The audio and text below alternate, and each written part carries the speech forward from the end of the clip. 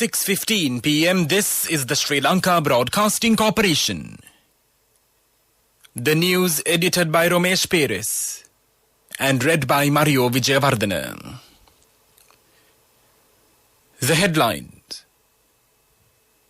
The President visits Gomarankadewala to inspect the progress of the Gama Samaga Pilisandara program in the Trincomalee district. The Beautification and Development of 100 Cities program under the Vision of Prosperity policy to begin next week in Kurunegala. Inter-province public transport to resume from the 1st of August. The highest number of COVID vaccines administered yesterday and more vaccines are expected to arrive tomorrow. The court permits the police to detain and question former MP Bathiuddin's wife and 3 other suspects. The NCPA launches operation to inspect wealthy houses in search of minor children employed as domestic helpers. In international news, the US-China talks come at time of heightened tension. In sports news, the first day night ODI encounter between Sri Lanka and India to take place at the Kettarama Stadium tonight. President Gotabaya Rajapaksa visited the Gomarankadewala Divisional Secretariat in the Trincomalee district today to inspect the progress of the Gama Samaga Pilisandara program.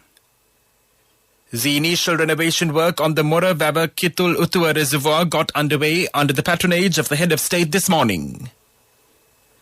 On an earlier occasion, when the President visited the Moravava Divisional Secretariat, the area residents requested the head of state to look into the state of the dilapidated Moravava Kitul Utua reservoir and take urgent steps to carry out renovations. The President instructed the officers of the irrigation department to expedite the renovation work of the reservoir. 14 million rupees have been allocated for the program. State Minister Dilum Amunugama says inter-province public transport will resume on the 1st of August. He said the inter-province public transport will resume with certain limitations. Amunugama said that if the travel ban between provinces is lifted by the 1st of August, then the public transport will be cleared to operate without any limitations. However, he said that if the travel ban remains, then only a limited number of buses and trains will be permitted to operate. The Deputy Director General of Health Services, Dr. Hemantha Herath, has said that 1.45 million doses of the Oxford AstraZeneca COVID-19 vaccine are expected to be received in Sri Lanka tomorrow. Earlier this month, the Embassy of Japan said the government of Japan, on a request made by Sri Lanka, will provide approximately 1.45 million doses of the AstraZeneca vaccine manufactured in Japan to Sri Lanka through the COVAX facility. Meanwhile, the Chinese embassy said 1.6 million doses of the Sinopharm vaccine donated by China is scheduled to arrive at the Bandaranaike International Airport on Tuesday, the 27th of July, in the morning via 2 chartered flights of Sri Lankan Airlines. Moreover, the highest number of vaccines administered in Sri Lanka against the COVID-19 virus was reported on Saturday. Accordingly, a total of 412,111 vaccines were administered. Furthermore, the first administration of the China-manufactured Sinopharm vaccine crossed the 300,000 mark. This news broadcast comes to you from the Sri Lanka Broadcasting Corporation. The Colombo Magistrates Court has granted permission to the police to detain MP Rishad Bathiuddin's wife, Shehabdeen Ayesha, and 3 others for 48 hours and interrogate over the death of a 16-year-old girl who was employed at the MP's residence and the rape of another female domestic aide within the same premises. All 4 suspects were produced before the Colombo Additional Magistrate Kanchanana Ranjala de Silva yesterday. The magistrate granted permission to the Kirulapana police to detain MP Rishad Bathiuddin's wife for 48 hours for questioning, and the Borella police received permission to detain and question the other 3 suspects. Following the tragic death of a 16-year-old girl while employed at a former minister's house, the National Child Protection Authority said it has launched a special operation to find homes where minors are being employed as domestic helpers. The chairman of the National Child Protection Authority, Professor Mudita Vidanapatrana, stated that the owners of houses where minors are employed will be arrested if they are found. Meanwhile, the Minister of Public Security, Sarath Weerasekara, said a special operation has been launched to find underage children employed as domestic aides in wealthy homes and requested the parents to immediately inform the nearest police station if their minor children have been employed as domestic aides due to poverty. Minister Weerasekara requests the parents not to remain silent and to inform the nearest police station if their children are ill-treated by anyone. Furthermore, the National Child Protection Authority requests the public to inform the authority if they come across any instance of child labour at the Child Helpline Hotline number 1929 or via text to 1929, the National Child Protection app. The University Grants Commission has decided to grant another opportunity from tomorrow for the applicants to submit applications for admission to universities based on the results of the 2020 Advanced Level Examination. The UGC chairman, Senior Professor Sampath Amartunga, said the decision was taken due to the inability of some students to apply to universities during the period of travel restrictions. The deadline to apply for university admissions ended on June 18th. Senior Professor Amaratunga said the students should submit applications online during the period from Monday, July 26th to July 30th. He added that students who apply within the relevant period will be given another 2 weeks to reschedule their university or course if they wish to do so. The Defence Secretary, retired General Kamal Gunaratne, asserted that 90% of the General Sir John Kotalawala Defence University's lecturers are civilians, and therefore the new act broached for the Kotalawala National Defence University will not cause any hindrance to the country's free education.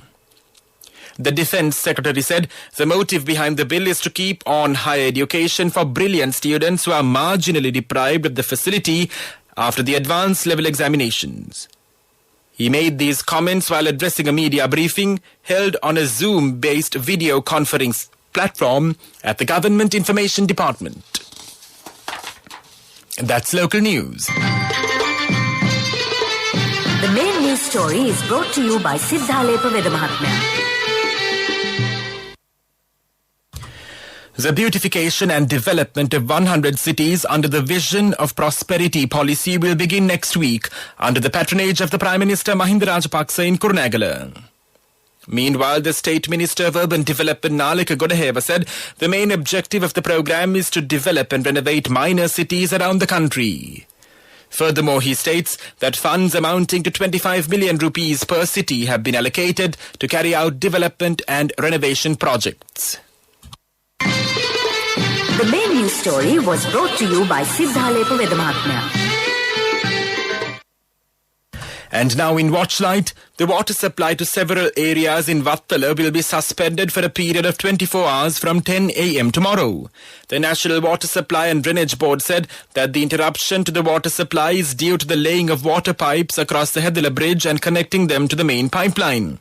Accordingly, water supply to the Vattala Nigambo section, the Mabola section, Valikadamulla, Handala Road, Nayakakanda Junction, all by roads, Alvis Town, Maradana Road, Puakwatta Road, Galahaduwa and Karabalapitiya sections will be suspended during the said period.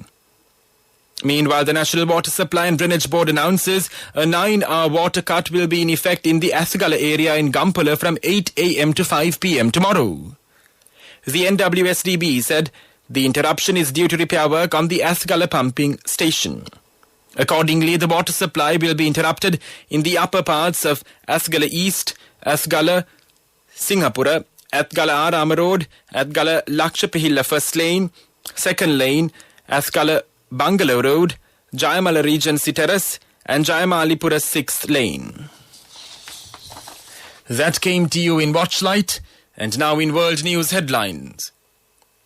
The US-China talks come at time of heightened tension. The Iraqi Prime Minister Al-Kadhimi, Iraq does not need US combat troops. More protests in Brazil over COVID crisis.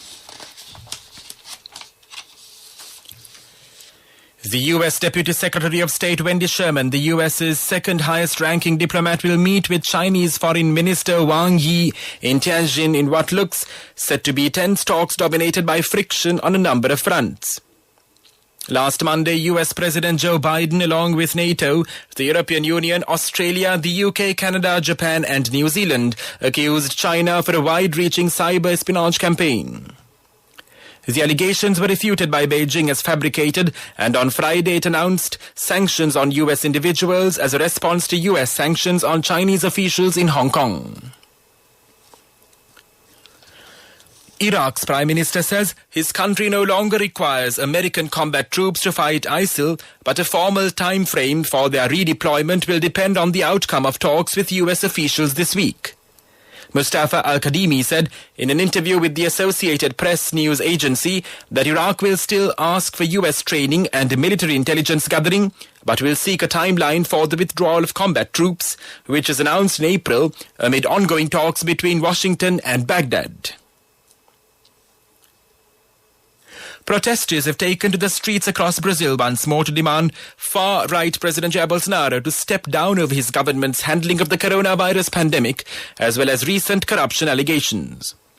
Demonstrators marched in Rio and several other cities nationwide in the latest display of public anger and frustration to hit the South American nation in recent weeks. And now the main points of the world news segment once again. The US-China talks come at time of heightened tension. The Iraqi Prime Minister al-Kadhimi, Iraq does not need US combat troops. More protests in Brazil over COVID crisis. That was world news. Development News is brought to you by Quality Matters Than Price. So as an engineer, I recommend Melba RB500. It's made with virgin billets using the latest technology. Melba RB500, number one in Sri Lanka.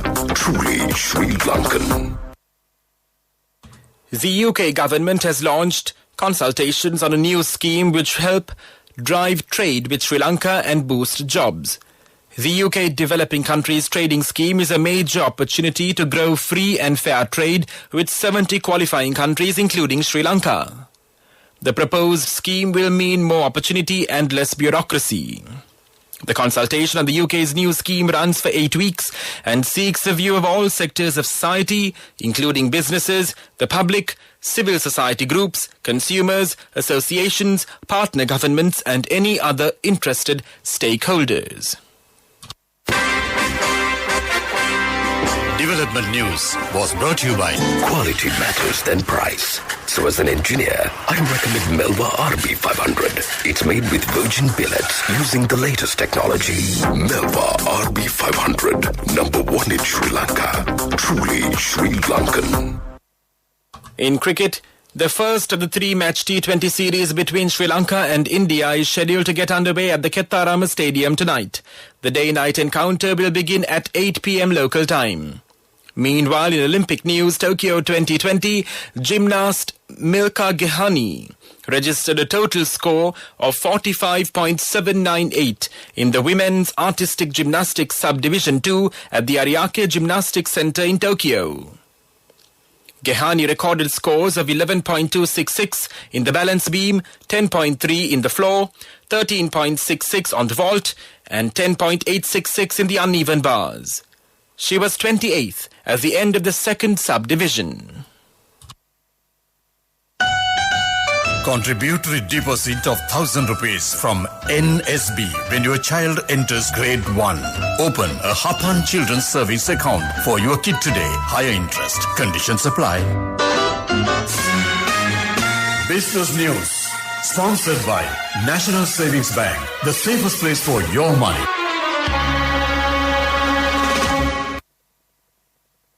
Emirates extended its suspension of flights from 4 countries, Pakistan, India, Bangladesh and Sri Lanka to Dubai till July 28th in line with directives from the United Arab Emirates government. In a statement, the airline said that passengers who had connected through any of the 4 countries in the last 14 days would not be permitted to travel from any point to the UAE. However, it said cargo flights as well as business and charter flights would be exempt from the suspension.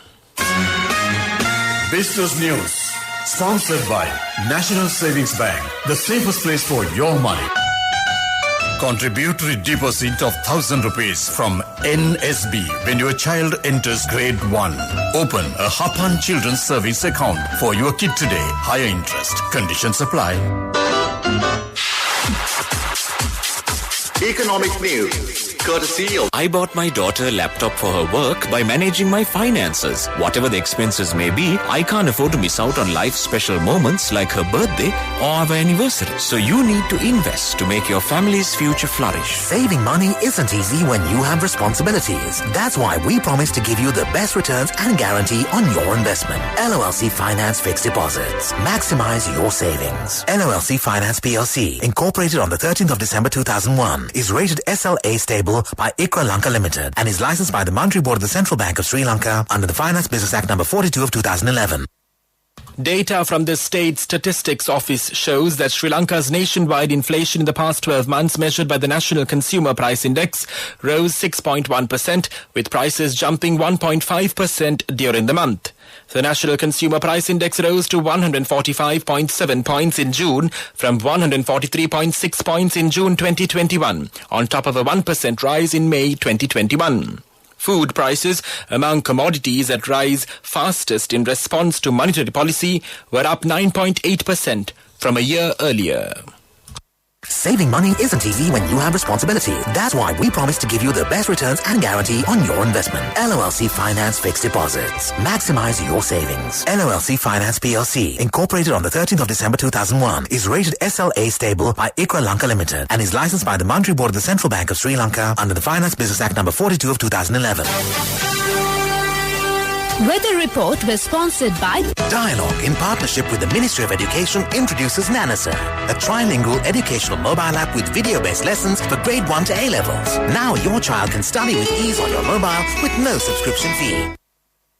The National Hazards Early Warning Centre of the Department of Meteorology has issued an amber advisory regarding strong winds and rough seas. The department says that the wind speed can increase up to 60 kilometers per hour at times in the sea areas extending from Galla to Pothuville via Matara and Hambantota and from Puttalama to Kankasanture via Mannar. It added that the sea areas extending from Galla to Pothuville via Hambantota and from Puttalama to Kankasanture via Mannar can be very rough at times. The other sea areas around the island can be rough at times. The issued advisory is applicable until 2:30 p.m. tomorrow. The Met Department requests naval and fishing communities to be vigilant in this regard.